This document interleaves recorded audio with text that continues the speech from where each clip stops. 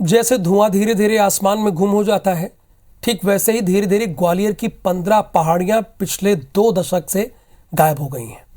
और इस काम को हमारे सिस्टम के अफसरों की लापरवाही ने अंजाम दिया है। आखिर क्या है पूरा मामला? अगर आपको सच में जानना है तो आप हमारी इस रिपोर्ट को देखिए।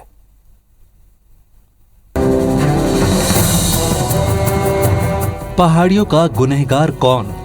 किसने पहाड़ियों का अस्तित्व किया खत्म? किसने हरियाली को उजाड़ा? सरकारी महकमे के अफसर कितने लापरवाह होते हैं, इसका बेहतरीन एग्जाम्पल ग्वालियर में देखने को मिला है। दरअसल ग्वालियर जिले में महलगांव पहाड़ी, कैंसर पहाड़ी, मोतीझील कृष्णानगर पहाड़ी, सत्यनारायण की टेकरी, गोल पहाड़िया, सिरोल पहाड़ी, रक्कास पहाड़ी और 84 की पहाड़ी समेत कुल 15 पहाड़ियां हैं जो 2 दशक पहले हरी भरी हुआ करती थी। लेकिन इन पहाड़ियों को प्रशासनिक अफसरों और वन विभाग के अफसरों की लापरवाही ने गायब कर दिया है। इन पहाड़ियों के ज्यादातर हिस्से पर अवैध कब्जे हो चुके हैं।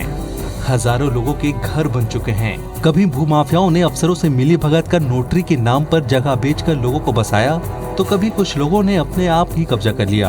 किसी ने रोकने की जहमत ही नहीं उठाई। इसलिए धीरे धीरे कब्जा इस स्तर तक हो चुका है कि अब इन पहाड़ियों का अस्तित्व नजर नहीं आता। अब नजर आता है तो सिर्फ और सिर्फ अतिक्रमण। वहीं कब्जाधारियों के अपने अलग तर्क हैं। हम तो जगह का कब्जा चाहते हैं। कितने साल 10-12 साल से रह रहे हो। मंदिर तो पुश्तैनी बने हैं यहाँ पे हमारे। तो मतलब हमारा सुनवाई हुई, कलेक्टर पे कागज भी जमा करके आए हैं, फिर भी कुछ नहीं हुआ अभी। अब चाहते तो यही है कि अपने को स्थायी जगह मिल जाए रहने के लिए। फॉरेस्ट वाले भी परेशान करते हैं कभी कभी। इस चक्कर में अपन भी चाहते हैं सरकार से विनय करते हैं कि अपन को स्थायी जगह मिल जाए। साल 2016 में कोर्ट के आदेश पर मोतीझील कृष्णानगर पहाड़ी से 250 और रहमत नगर पहाड़ी से 400 अतिक्रमणकारी हटाए गए थे। लेकिन बाद में अफसरों की नींद में होने के कारण फिर से कब्जाधारी बस गए। यानी कोर्ट ने आदेश दिया तब जागे और कुछ समय बाद फिर सो गए। अतिक्रमण को लेकर वन विभाग के वर्तमान एसडीओ राजीव कौशल तो इस कदर गुमनाम है कि उन्हें मामले में कुछ भी बोलने से साफ मना कर दिया। बेशर्मी दिखाते हुए चलते बने। हालांकि मामले में कलेक्टर ने संवेदनशीलता दिखाते हुए इसे गंभीर विषय बताया और कहा कि सिरोल पहाड़ी, रक्कास पहाड़ी और 84 की पहाड़ियों को अतिक्रमण मुक्त करवा चुके हैं। जल्द ही अन्य पहाड़ियों को भी अतिक्रमण मुक्त कराकर हरा भरा किया जाएगा। फॉरेस्ट डिपार्टमेंट के साथ समन्वय करके और इसका एक विशेष अभियान चलाएंगे। इन पहाड़ियों पर हजारों लोग बसे हैं। जाहिर है वोट बैंक है, तो कब्जा हटाने को लेकर जनप्रतिनिधि भी गंभीर कम हैं। एक दूसरे पर आरोप लगाने में ज्यादा मशगूल है। बीजेपी कब्जे को कांग्रेस के शासन में होने वाला बता रही है, तो कांग्रेस बीजेपी के जरूरत है कि अधिक से अधिक वृक्ष लगें, इससे पर्यावरण का संतुलन बना रहेगा।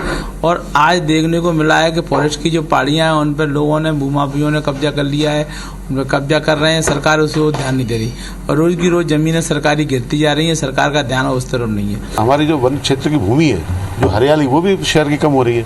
बिल्कुल संकल्प के साथ में, दृढ़ संकल्प के साथ में कि हमको अतिक्रमण से इन पहाड़ियों को मुक्त कराना है। इस संबंध में मैं प्रभारी मंत्री से भी बात करूंगा और कलेक्टर से भी बात करूंगा। 2 दशक पहले हरी भरी पहाड़ियों से गुलजार ग्वालियर में जहां देखते थे वहां हरियाली नजर आती थी। लेकिन अब पहाड़ों पर दरख्तों की जगह कंक्रीट अतिक्रमण ने ले ली है।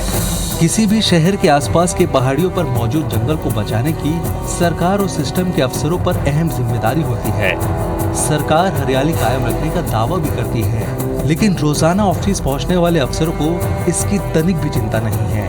वो ऑफिस तो जाते हैं, लेकिन उन्हें अपने विभाग का काम करने से जाने क्यों बेरुखी है। तभी तो 1 नहीं, 2 नहीं, बल्कि 15 पहाड़ियों पर अतिक्रमण हो जाता है। यहाँ तक कि अब करीब करीब नामो निशान तक मिट गया है। वैसे जंगल में वन्य जीवों की वजह से ही इकोसिस्टम कायम रहता है और इकोसिस्टम मानव जीवन के लिए ऑक्सीजन की तरह है। इसलिए जरूरी है वन विभाग और प्रशासन पहाड़ियों पर जंगल को उजाड़ने से रोके। नहीं तो वो दिन दूर नहीं जब हम एक सांस लेने के लिए तरस जाएंगे। ग्वालियर से नासिर गौरी की रिपोर्ट।